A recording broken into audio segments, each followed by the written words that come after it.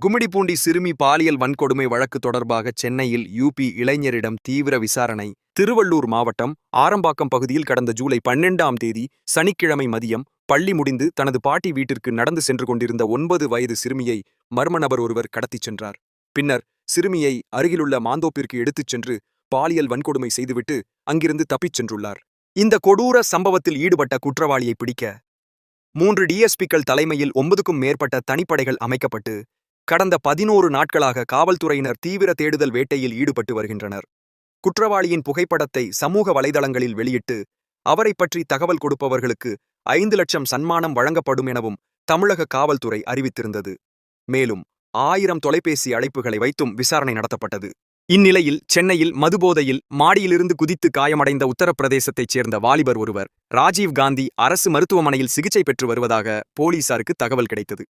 மருத்துவமனையில் இருந்த அந்த வாலிபரின் உருவம் காவல்துறையினரால் வெளியிடப்பட்ட குற்றவாளியின் புகைப்படத்துடன் மிகவும் ஒத்துப்போனதால் சந்தேகம் வலுத்தது. இதனையடுத்து திருவள்ளூர் தனிப்படை போலீசார் உடனடியாக ராஜீவ் காந்தி மருத்துவமனைக்கு விரைந்து அந்த வாலிபரிடம் விசாரணையை தொடங்கியுள்ளனர். கைது செய்யப்பட்ட நபர் உருவ ஒற்றுமையின் அடிப்படையில் மட்டுமே விசாரிக்கப்பட்டு வருகிறார். அவர்தான் உண்மையான குற்றவாளியா என்பது முழுமையான விசாரணைக்கு பிறகே தெரியவரும். விசாரணை முடிந்ததும் அதிகாரப்பூர்வ தகவல்கள் வெளியிடப்படும் என்று காவல்துறை தரப்பில் தெரிவிக்கப்பட்டுள்ளது.